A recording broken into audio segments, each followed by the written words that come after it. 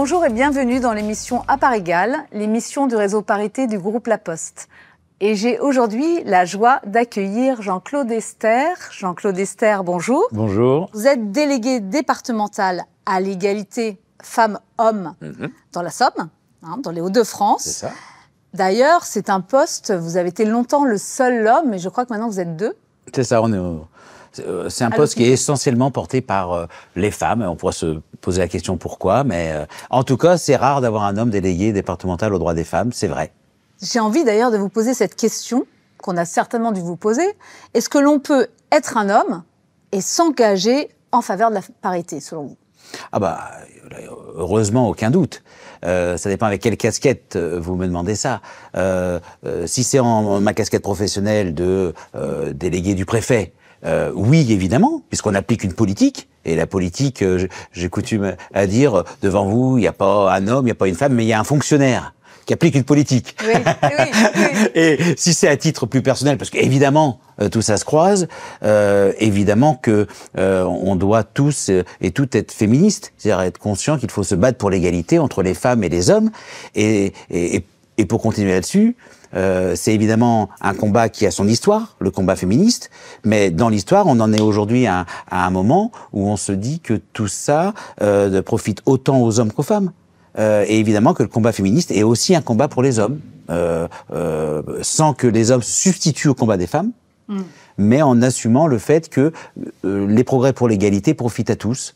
Et puis on se dégage de les histoires de virilité toxique et tout ce qu'on peut se priver quand on est un homme au nom des injonctions de la société, quoi. Les sujets d'égalité, nous, à La Poste, c'est vrai qu'on fait très attention à ça. Évidemment, on a 240 000 personnes, des femmes, des hommes. D'ailleurs, on a 52% de femmes, donc on a un peu plus de femmes. Mais on sent que les enjeux se situent à tous les niveaux. Et c'est vrai que cette égalité, vous le dites très justement, et je sais que vous avez été très engagé dans le sujet de l'égalité au sens large depuis votre tendre enfance, j'ai envie de dire. Oui, expliquez-nous un peu d'où ça vient. Toute ma carrière, finalement, a été marquée par le fil rouge de l'égalité. Et évidemment que ça vient probablement avec le recul, on se le dit, de l'enfance, c'est d'avoir été élevé dans une banlieue populaire qui était déjà avec beaucoup de diversité présente. Et évidemment qu'on prend le goût de rencontrer l'autre dans ses différences et dans nos points communs, et de se dire, après, quand on va un peu à l'extérieur et qu'on subit des injustices, parce que le copain a telle peau, parce qu'il est coiffé comme ça, parce que la copine et rentre pas dans la norme, on vit ça comme une injustice parce qu'on a vécu dans un monde où on s'acceptait dans nos différences diverses. Donc, je crois que très très tôt, le combat pour l'égalité est venu du fait d'être effectivement avoir eu la chance d'être élevé dans un milieu très divers.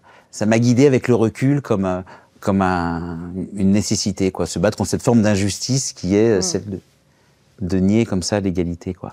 Le combat contre l'injustice, et c'est vrai que nous, c'est vraiment moi je prends souvent ce sujet, je dis l'égalité professionnelle entre les femmes et les hommes, c'est un sujet d'humanisme, d'humanité, d'égalité, de justice sociale, ce que vous dites, très justement.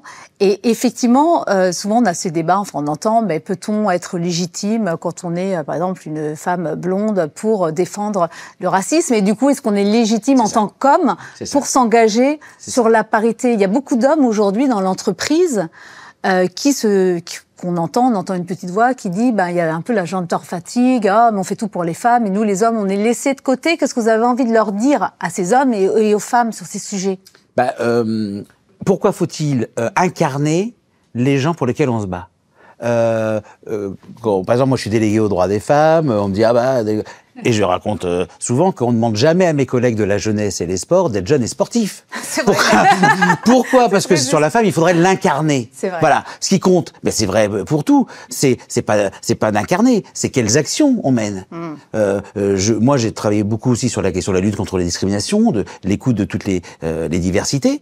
Il n'y a pas besoin de ressembler aux personnes. Ce qui compte, c'est la capacité d'écouter et la capacité d'agir concrètement pour transformer les choses. Alors, et sur les questions de parité, c'est ça qui compte. C'est quelles actions on mène pour régler les choses. Et si on est dans une entreprise comme La Poste, ce qui compte, c'est bien d'avoir des affirmations.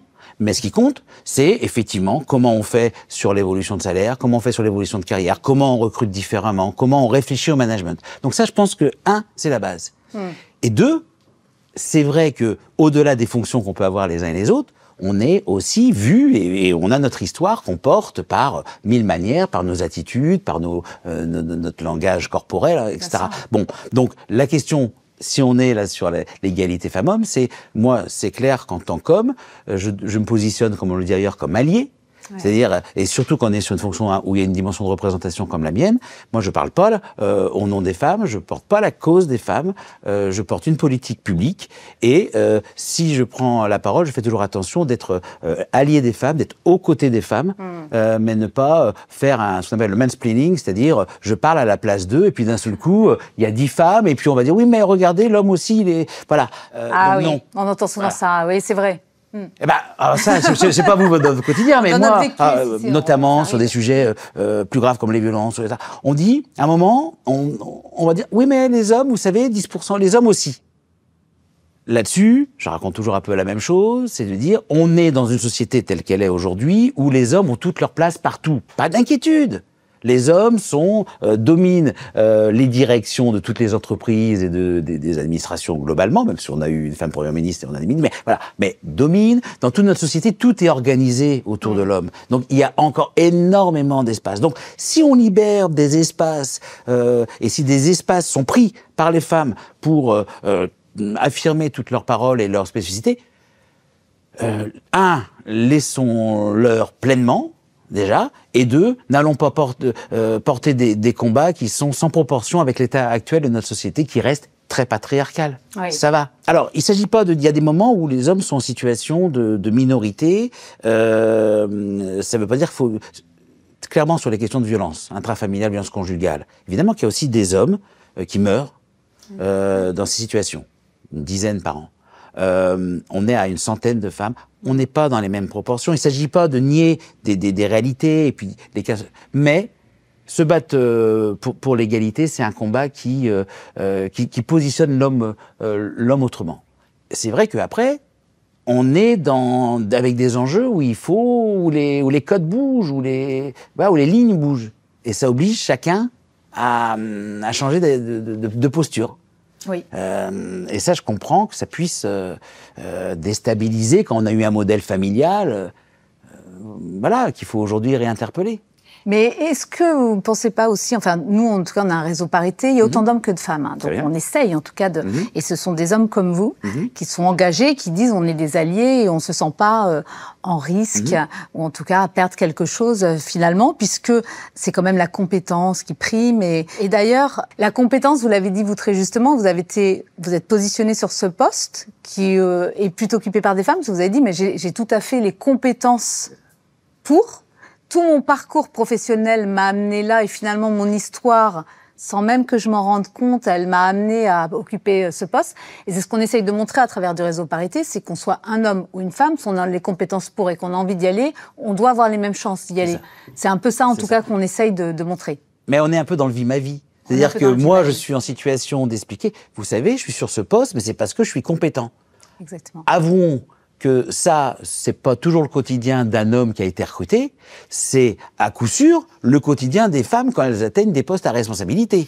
Il va falloir, en petite musique, qu'elles expliquent qu'elles sont effectivement compétentes, qu'elles négocient le fait qu'elles sont promues, mais pas pour autant en faisant 2 ou 3 postes, et puis effectivement qu'elles n'ont pas eu besoin d'agir sur leur charme, et que c'est pas la féminité, ni même les enjeux de parité, que c'est des compétents.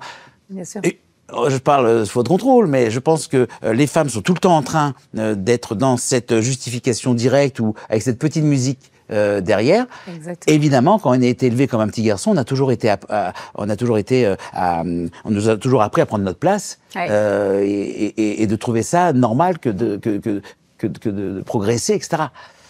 On a cet héritage-là. Alors effectivement, ça oblige certainement des deux côtés les femmes à assumer le fait de prendre les choses sans avoir à se justifier, et puis les hommes, y compris dans leur recrutement, dans la manière de voir arriver quelqu'un dans un encadrement supérieur, de ne pas se polluer par des arguments prétextes qui nieraient le fait de la compétence.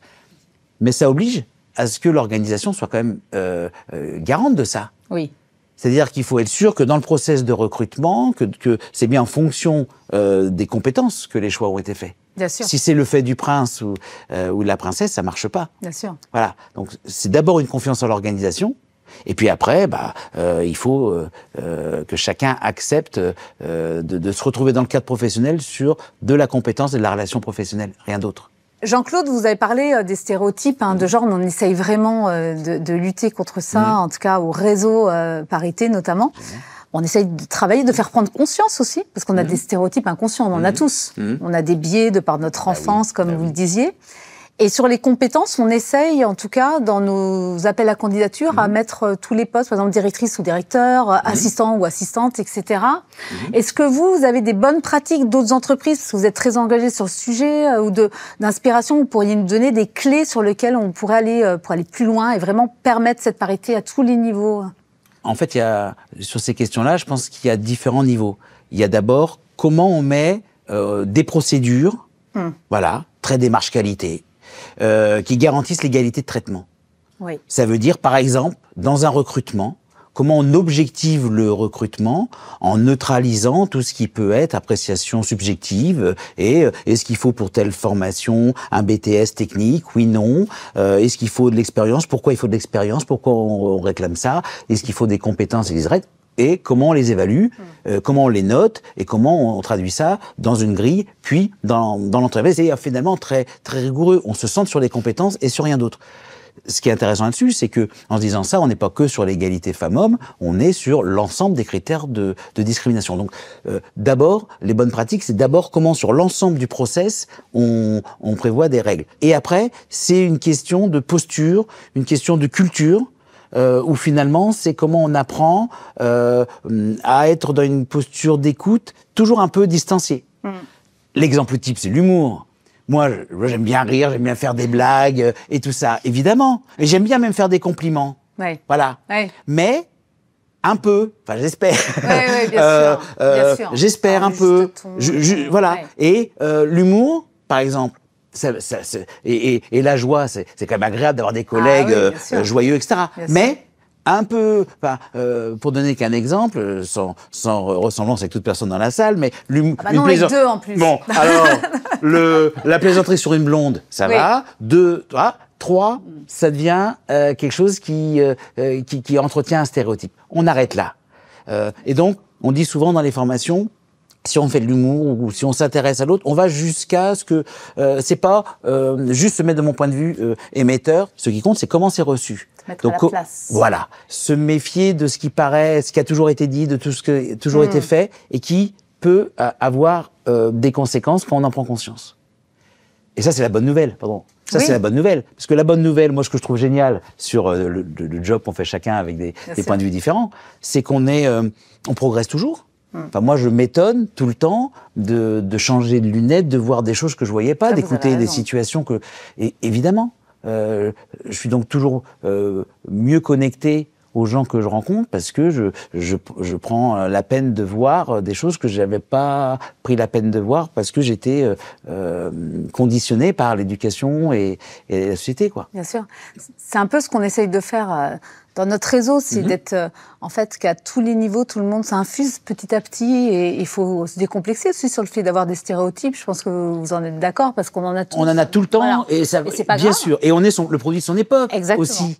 Et je trouve que c'est intéressant, collectivement, de se dire comment je mets à distance ces informations, et puis comment on construit tous ensemble une culture. Et aujourd'hui, la culture, on sent, elle s'impose à nous. C'est oui, aujourd'hui, par exemple, le mot féministe était, enfin on a encore ça chez les était péjoratif. C'est vrai. Oui, c'est vrai. Aujourd'hui, il peut être même, par contre, vidé de son sens. Exactement. Moi, je trouve que il faut assumer. Alors, je sais pas si c'est comme ça que vous faites dans le réseau Parité, mais c'est assumer d'être féministe au sens on se bat pour l'égalité entre les femmes et les hommes, et on se bat. Ça veut dire que c'est pas gagné. Ça veut dire aussi qu'il y a des forces contraires. Il y a des forces contraires chez les femmes. C'est chez les femmes aussi, bien sûr. Vous avez raison, chez les femmes aussi. Le combat féministe est un combat qui vient de loin. qui concerne tout le monde et qu'il faut assumer. Merci de le dire comme ça, parce que c'est vrai que déjà, c'est rare d'entendre des hommes encore, et même des femmes, vous avez raison. Effectivement, moi, je rencontre pas mal de monde, et souvent, même quand je rencontre des femmes, le premier objection, le premier sentiment qui est donné, c'est de dire « Oh là là, moi, je suis pas féministe, oh là là, je suis pas concernée ». Et quand on parle, en fait, tout le monde est concerné. Et tout le monde a y gagné. Est-ce que vous ne pensez pas d'ailleurs qu'à travers ces débats et les jeunes générations qui poussent plus quand même pour prendre conscience, cette parole qui se libère, les hommes peuvent aussi prendre des congés paternité, sont un peu plus décomplexés sur le fait on a le droit de pleurer parce qu'on est sensible, parce qu'un film voilà, nous est un peu plus romantique. Ou, les hommes peuvent se permettre des choses qu'ils n'osaient pas aussi, non ? Bien sûr. Déjà, d'une façon générale, on gagne tous dans un monde où on est régi par l'égalité, par le respect de l'altérité, voilà, c'est quand même ça le bien vivre ensemble. Et j'allais dire, je serais pour la République. Je veux dire, comment la fraternité qu'on pourrait revendiquer aussi au nom de la sororité, c'est aussi de dire ça, c'est qu'on prend intérêt à rencontrer l'autre, à l'accepter tel qu'il est ou telle qu'elle est, et ensemble on peut porter quelque chose de plus fort autour des valeurs de liberté, d'égalité. Enfin, on peut se le dire de temps en temps que c'est notre modèle français. Et puis oui, on y gagne tous. Alors ça quand même, il faut se le dire. Il faut se dire deux choses. Évidemment que les hommes gagnent au combat de l'égalité. Alors, dit comme ça, c'est à moitié vrai. Oui. Parce qu'ils perdent les postes. Un jour ou l'autre, il faut appeler un chat un chat. Faut se Dans le un monde où... Faut se le dire. Alors, il y a encore... Votre président, il assume ça. Il dit, à un moment donné, où, voilà, on va favoriser peut-être des femmes compétentes. À compétence égale. Voilà. Ou plus compétentes. Ou plus compétentes. Exactement. Exactement. Mais après, on y gagne. Quand même... au nom de toutes ces valeurs finalement patriarcales d'entreprise, etc. Quelle tristesse toutes ces jeunes pères qui n'ont pas vu qui n'ont pas établi la relation à l'enfant au moment de la naissance. C'est quand même beau cette histoire de congé paternité qui se développe en France, et voilà, tout le monde a y gagné. D'avoir des relations dans l'entreprise qui soient pas sur des relations à l'ancienne, de séduction, de rapport homme-femme importés qui ne rendent pas les relations efficaces. Et puis d'une façon plus générale, quelle bêtise. Et je pense que la jeunesse pousse beaucoup là-dessus, on le voit bien, en disant c'est fini le temps où par une injonction de société, je vais me priver d'avoir de l'expression sensible, ou le droit à la famille, ou le droit de faire des choses sous prétexte que c'était pas ma case, quoi. Oui, tout à fait. Donc je pense que ça, c'est potentiellement un progrès. Et et moi je crois en la jeunesse là-dessus. Mais n'oublions pas que tout mouvement, on est une forme de révolution. Exactement. Mais tout mouvement implique aussi ses résistances. Exactement. Ce qu'on appelle le backlash. Oui. Le virilisme, je sais pas vrai. Vous, mais le nombre d'hommes qui deviennent agressifs, qui pensent que leur virilité est en cause, que le système, et qu'il faut remettre la femme à la maison, et que chacun... Ça fait peur. Chez les jeunes aussi. Hein. Et oui. Et vous avez vu le dernier rapport du Haut Conseil à l'égalité. C'est questionnant quand même. Qui dit il faut revenir à la violence. Eh ben, ça veut dire que, vous disiez à un moment, dans l'entreprise, c'est ce qu'on fait dans l'entreprise, mais aussi en rapport à la société. Ça veut dire qu'on a aussi... Tout ça est politique. On est en train d'accompagner un changement sociétal qui concerne l'entreprise, qui concerne l'ensemble de la société. Et c'est intéressant d'avoir des entreprises comme La Poste qui sont comme ça, qui essayent de faire bouger, qui font avancer les choses pour que ça se diffuse. Mais effectivement, c'est un combat collectif de dire, aujourd'hui, c'est une grande cause. C'était la grande cause nationale depuis 2 mandats. C'est pas rien. C'est pas juste une affirmation politique ou juste un cap. C'est se dire, collectivement, qu'on soit administration, qu'on soit entreprise, qu'on soit association, qu'on soit politique, qu'on soit citoyen, quel que soit notre poste, on ne peut plus supporter d'être dans des situations d'inégalité dans l'ensemble de la vie quotidienne. C'est un monde ancien. Il faut qu'on tente vers un monde nouveau, et ça nous concerne tous. C'est une grande cause nationale, il faut qu'on y aille. Bien sûr. Et des échanges comme on a aujourd'hui, on les aurait pas eus il y a 10 ans. Vrai. Eh ben, là, on est dans, comme ça, c'est ce nouveau mouvement qui nous regarde tous, et c'est extrêmement important parce que on prépare quand même la société de demain, une société qui doit être plus juste, plus solidaire. Et du coup, qui respecte tout le monde, et notamment la sororité. Ça me paraît essentiel, quoi. Nous, on y croit beaucoup à la Poste, et c'est vrai qu'on représente la société. On se dit, voilà, oui. des gens issus de toutes origines, qui sont partout présents en France, à l'international, de tous les niveaux. Donc, on y croit beaucoup, et c'est vrai que un des enjeux du réseau Parité, c'est celui-ci. Jean-Claude, est-ce que vous êtes optimiste sur la suite? Ah bah, oui. Non, mais j'allais dire, je suis optimiste parce que c'est une force en marche.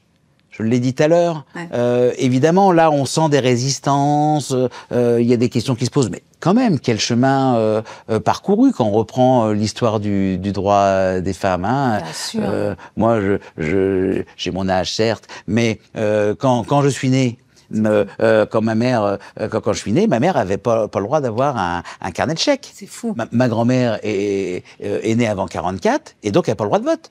Aujourd'hui, le taux d'emploi des femmes est encore 10 points inférieur à celui des hommes, mais à plus de 70%. Aujourd'hui, les femmes travaillent. Oui.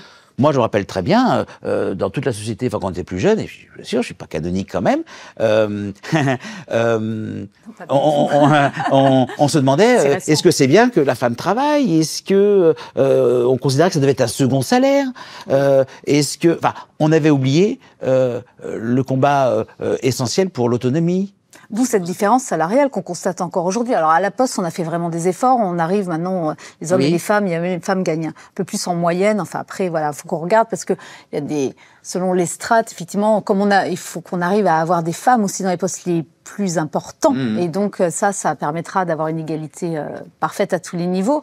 Mais effectivement, on se traîne cette histoire aussi, comme vous disiez, d'un second salaire, d'un salaire d'appoint, d'un salaire moindre, d'un emploi un peu moins important, même si elles faisaient les mêmes choses. Hein. Alors, mais bien sûr, bien sûr. Alors, oui et non. Parce que du coup, aujourd'hui, les inégalités de salaire entre les femmes et les hommes, c'est le rapport au temps partiel.